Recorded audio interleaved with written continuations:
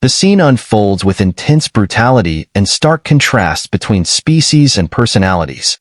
The Xyler representative, an alien politician, suffers a gruesome fate as Darren Walker, a human mercenary, violently attacks him. Darren's actions are portrayed as relentless and merciless, with vivid details describing how he bashes the alien's skull against the titanium table until the Xyler ceases to move. This brutal act shocks the other members of the Galactic Council, whose mandibles and tentacles twitch nervously in horror. Darren, a muscular and rugged figure, wipes the purple blood off his hands and beard stubble with an air of defiance. His words are laced with scorn and determination as he challenges the Council's doubts about humanity's capability to face the impending threat, a planet-consuming cosmic entity. His declaration that humanity is ready to undertake the impossible task of saving the galaxy resonates with arrogance, but also a steely resolve. As the alien council members hesitate and some reach for their weapons, Darren's demeanor and a subtle gesture make them reconsider, highlighting his authority and the fear he instills. He dismissively directs the council to handle their affairs, while his team of human companions embarks on the perilous mission ahead. The narrative then shifts to the Phantom, their spaceship, hurtling through space towards the Devourer, a massive entity threatening Earth. The tension escalates as they engage in a fierce battle with swarms of drone fighters, showcasing their skill and teamwork under fire. Tom, the pilot, maneuvers the ship with agility while Darren and Jack unleash devastating firepower, describing their coordinated efforts to survive against overwhelming odds. Upon breaching the Devourer's surface, the team faces an eerie landscape filled with labyrinthine tunnels and chambers pulsing with bioluminescence. The Devourer itself seems alive, adding an unsettling dimension to their mission. Encountering hulking robot guardians, they engage in a brutal firefight, showcasing their combat prowess and determination to push deeper into the enemy territory. The narrative paints a picture of humanity's audacious resilience in the face of cosmic threats, emphasizing their grit and adaptability. As they delve deeper into the Devourer, facing unknown dangers and navigating through its organic structures, the mission becomes a testament to their tenacity and willingness to defy the odds. Overall, the detailed narrative blends vivid action with a thematic exploration of human determination and alien intrigue, setting the stage for an epic struggle against forces that threaten not just Earth, but the entire galaxy. Beast suddenly halted as Michael held up a hand, signaling for the team to stop. "Hold up, I'm picking up something," he announced, fiddling with his scanner. A holographic figure flickered to life before them.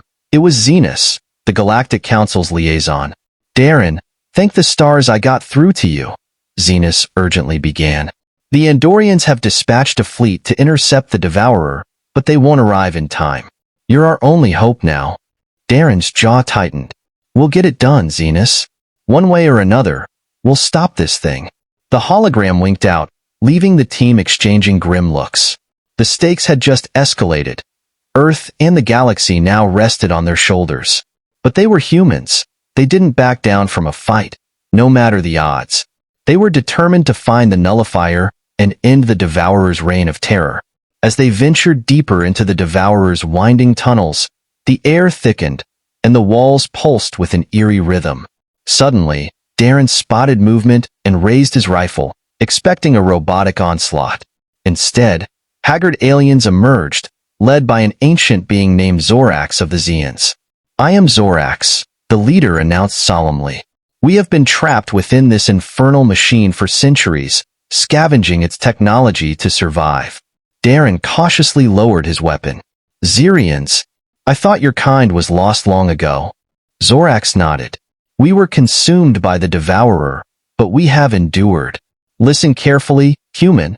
The Nullifier you seek is not a weapon but a key component of the Devourer's control system. Removing it could destabilize the entire structure." Michael's eyes widened in realization. "So if we destroy the Nullifier, we could be making things worse?" Zorax confirmed gravely. "The Devourer is an ancient weapon meant to combat a threat greater than itself. Destroying the Nullifier could unleash that threat upon the galaxy once more." Darren clenched his fists, his mind racing with the new information. "We can't let that happen. There has to be another way." Michael snapped his fingers, a plan forming. What if we could reprogram the Devourer? Use its own systems against it? Zorax's eyes narrowed thoughtfully. It is possible, but you would need to access the central processing unit, guarded by the Devourer's most powerful defenses. Then that's where we're going, Darren decided, turning to Zorax. Can you guide us? The Elder Zirian nodded. I will do what I can, but be warned, the path ahead is treacherous. They pressed on, Zorax leading them through the labyrinthine innards of the Devourer. The defenses grew fiercer as they approached the core, waves of robotic guardians assaulting them relentlessly. In the midst of the battle, Jack was injured, and Darren ordered Tom to evacuate him. We'll keep going, Darren declared grimly to Michael. We have to end this, no matter the cost. Together, Darren and Michael fought their way through the remaining defenses, the very walls seeming to resist their advance. Finally, they reached the central chamber, a vast space dominated by a towering spire of alien technology, the CPU. We made it, Michael breathed, wiping sweat from his brow.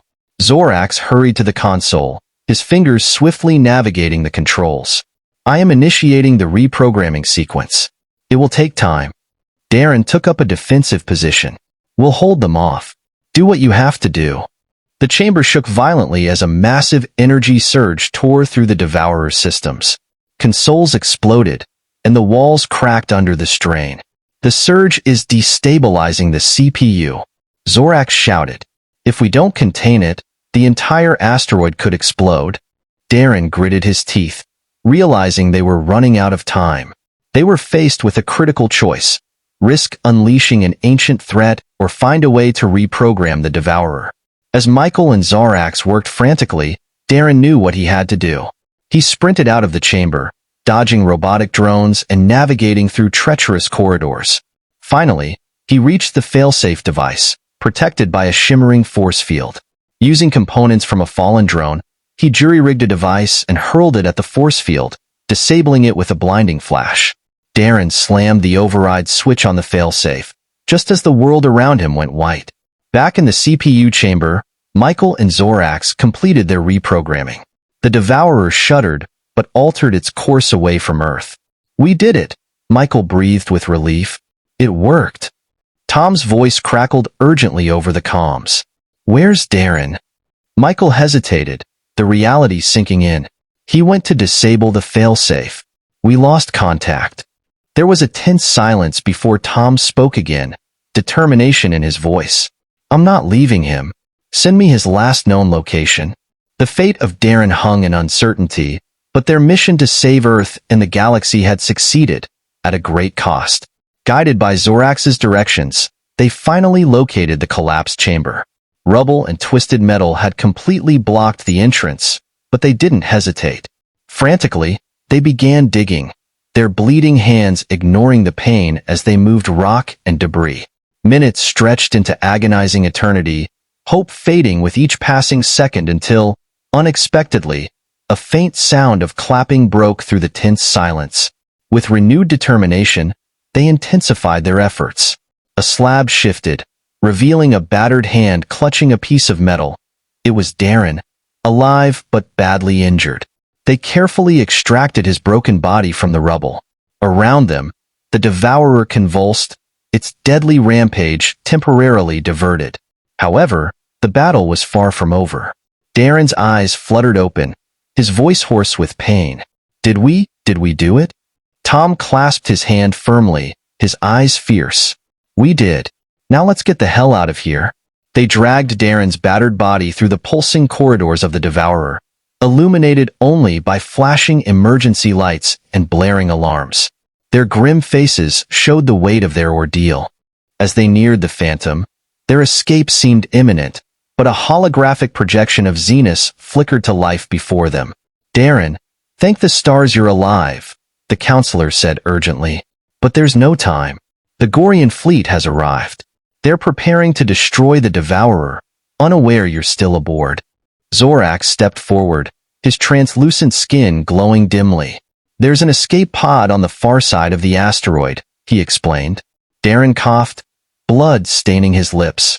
How long? Zenas replied sharply, minutes at most. Hurry.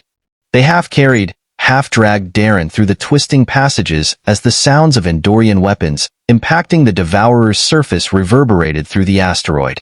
Robotic guardians swarmed them, but Tom and Michael fiercely fought back, determination etched on their faces. Finally reaching the escape pod bay, their hopes were dashed. The pod lay in ruins, its hull torn apart. No, Michael whispered in disbelief. It's damaged beyond repair. Zorax closed his eyes briefly, then looked at them with resolve. I will buy you time. Get Darren to the nullifier. It's your only chance. Before they could argue, the Zephyrin Elder charged towards the incoming Guardians, energy crackling from his fingertips. Darren struggled to his feet, his face pale with pain. The nullifier? We can use it to create a temporary wormhole, get you to safety, he explained weakly. Tom shook his head vehemently. We're not leaving you behind. You have to, Darren insisted, gripping Tom's shoulder with a bloody handprint. I'm the only one who can activate it manually. It's the only way. Michael's anguish was evident as he nodded reluctantly. Go, Darren. That's an order. Pushing himself upright, Darren's eyes blazed with determination. I'll find another way off this rock, I promise. One by one, they clasped forearms with their leader, their brother. No words necessary between them. Darren watched as they vanished into the wormhole, seconds before the Andorian barrage struck the Devourer. The world dissolved into fire and fury, then silence. On the bridge of the Andorian flagship, Zenas stood before the Galactic Council, his head bowed. It is done.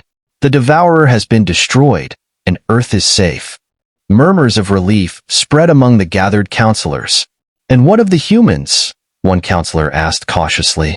Zenas hesitated, his voice catching. They did not survive. In the depths of space, a battered escape pod drifted, its sole occupant barely clinging to life. Darren stared out at the stars, his vision blurring. With a trembling hand, he activated the distress beacon. Tom, Michael, Jack, if you're out there, I'm coming home. I promise. Exhausted, he let his eyes drift closed as the pod carried him into the void, towards an uncertain future. Thus, the story concludes with a plea for support, inviting readers to like, subscribe, and comment.